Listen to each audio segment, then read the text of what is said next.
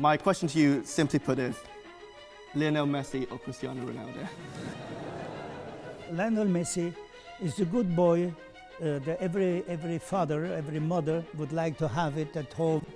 The other one, this is something else. He's like a commander on the field of play.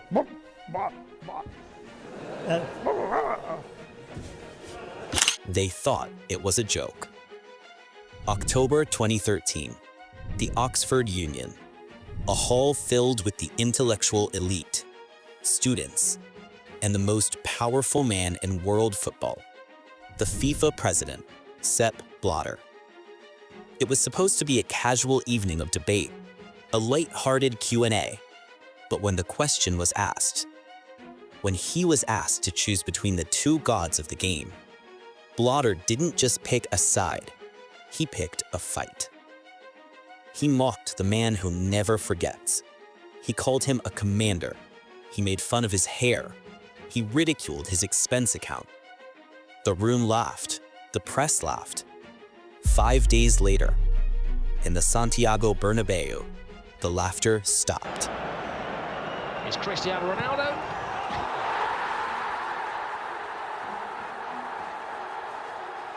Sepp Blatter wanted a commander. He got one. This is the story of the night Cristiano Ronaldo went to war with FIFA and won.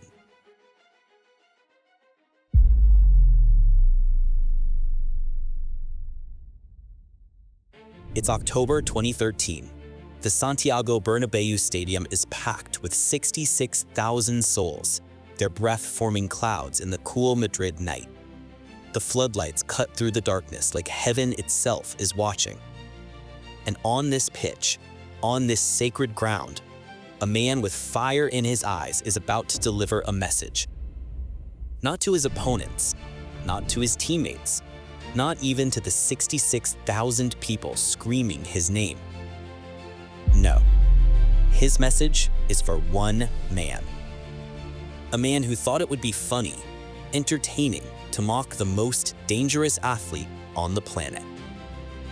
That man was Sepp Blatter, the president of FIFA, the most powerful figure in world football, the puppet master who could decide the fate of nations, of tournaments, of careers. And just 5 days earlier, he had made a mistake, a catastrophic, career-defining mistake. He had laughed at Cristiano Ronaldo.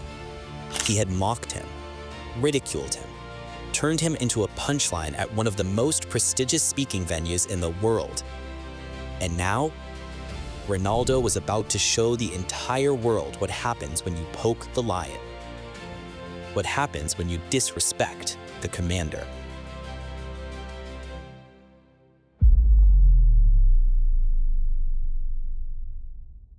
To understand the fury of that night in Madrid, you have to understand the pain that came before it.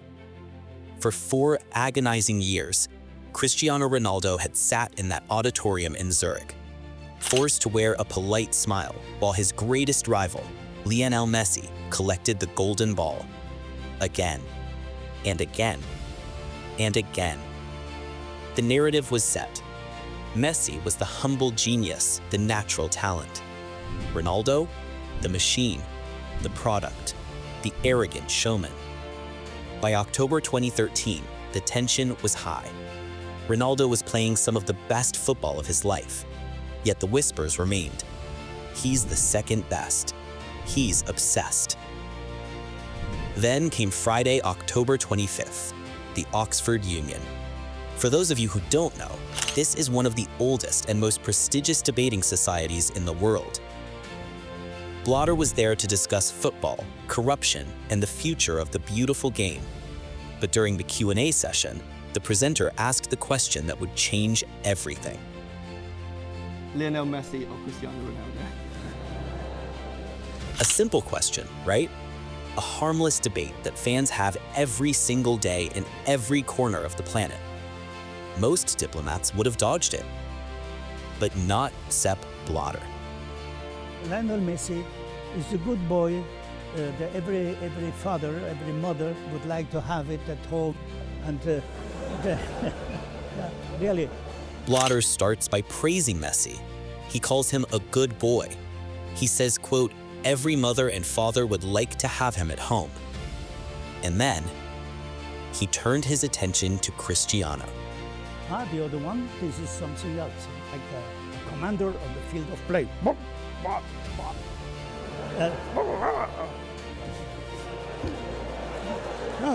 In front of cameras, in front of the world. He didn't describe a footballer. He described a soldier.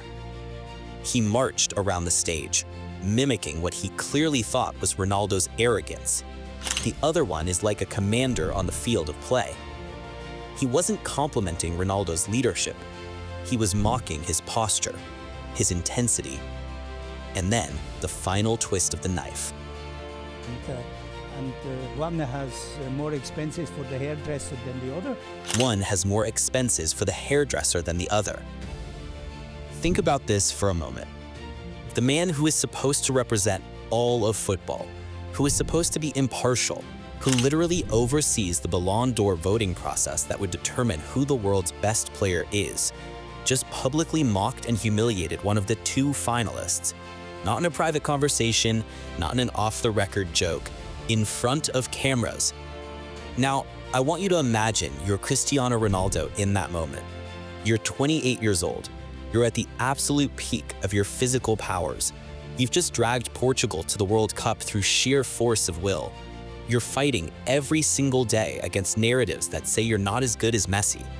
You work harder than anyone. You sacrifice everything for this game. And the president of world football, the man who is supposed to be neutral, just called you a robot, a commander, made fun of your hair, made you the punchline of a joke in front of the world's elite. How would you respond? Well, Ronaldo didn't scream. He didn't call a press conference.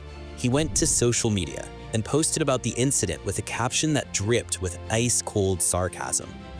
This video shows the respect and consideration that FIFA has for me, for my club, and my country.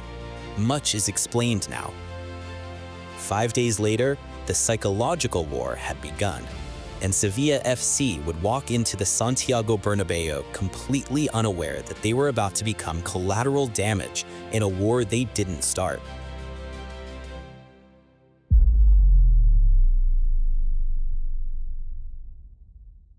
October 30th, 2013.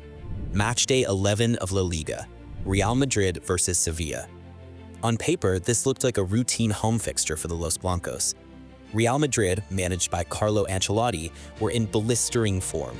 They sat near the top of the table, playing some of the most devastating attacking football Europe had ever seen. Their front line? Gareth Bale, fresh from his world record transfer from Tottenham. Karim Benzema, the silky French striker. And of course, Cristiano Ronaldo. But this was no ordinary match. You see, those of you who've been watching this channel know something about Cristiano. He doesn't just play football. He uses every slight, every insult, every raised eyebrow as fuel. He stores it, he remembers it, and then, when the moment is right, he unleashes it. And tonight, he had 5 days of fury stored up. 5 days of watching that clip of Blatter marching around like a fool. 5 days of reading headlines calling him a robot. 5 days of seeing pundits debate whether FIFA's president was right. Kickoff. The intensity started off high. Every time Ronaldo touches the ball, the crowd roars in a protective fury. They're angry for him. 13th minute. The destruction starts early, but not from Ronaldo. It's Gareth Bale. 27th minute. Bale again. Now, here's where it gets interesting. Ronaldo has been involved in the build-up. He's been running the channels, stretching Sevilla's defense, playing unselfishly, but he hasn't scored yet. And you can see it in his movement, the way he's stalking the penalty area, the way his head is constantly on a swivel, searching for the ball. Sevilla's defenders are doing everything they can to contain Ronaldo. They're doubling up on him, fouling him, getting physical. Carlo Ancelotti, sitting calmly with his famous raised eyebrow, hasn't said much. He doesn't need to. He knows his player. he knows that motivation isn't an issue tonight. And on the other side, Unai Emery is organizing, shouting, trying to keep his team compact. He has no idea what's about to happen. And in the 30th minute, the moment the world had been waiting for, the moment Sepp Blatter would regret his Oxford Union performance for the rest of his life.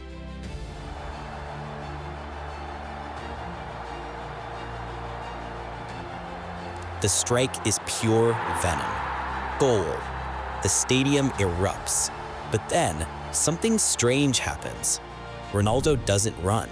He doesn't slide on his knees. He doesn't rip off his shirt. He doesn't even smile. Ronaldo jumps once and delivers a crisp military salute. The message was unmistakable. You call me a commander? Fine, I accept the rank. It was sarcastic, it was rebellious, it was iconic. In one gesture, he took Blatter's insult, wrapped it in gold, and threw it back in his face. Blatter had tried to belittle Ronaldo, but instead he gave him a new nickname, a cooler nickname. But he wasn't done. Oh no, the commander does not stop after one strike. 60th minute, the game is chaotic. Sevilla has scored twice. Benzema had scored one. The game is now 4-2. Ronaldo receives a cross from Gareth Bale. Bang, 5-2. Minute 71. Ivan Rakitic had scored a left-footed shot from outside the box, making it 3 goals for Sevilla. And just a few minutes later, goal. 3 goals, a hat trick. Sepp Blatter called him a commander. Ronaldo responded by nuking the opposition. The world have witnessed a man turn an insult into immortality.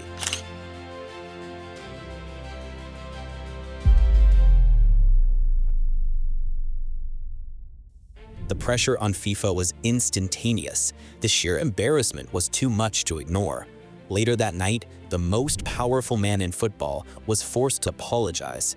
Too little, too late. The damage was done. The commander had won the war. This moment was the turning point of 2013. The commander narrative fueled a fire that burned down the world. Just weeks later, Ronaldo went to Sweden for the World Cup playoffs. Zlatan Ibrahimovic scored 2. The commander scored 3. He single-handedly dragged Portugal to the World Cup. Months after that Sevilla match, the Ballon d'Or ceremony took place in Zurich. And guess who presented the award? Sepp Blatter. Guess who won? Cristiano Ronaldo. This was the day the president bowed to the commander. This is just one story in the incredible saga of Cristiano Ronaldo. There are hundreds more moments that defy belief, performances that changed history, and celebrations that live forever in our memories. If you want to see them all, you know what to do. Subscribe to this channel, hit that notification bell so you never miss an upload, and comment down below your favorite Ronaldo revenge moment. I read every single comment. Share this video with a fellow Ronaldo fan. Let them experience this story. Let them understand why we do what we do here. This is CR7 Dynasty. Until next time.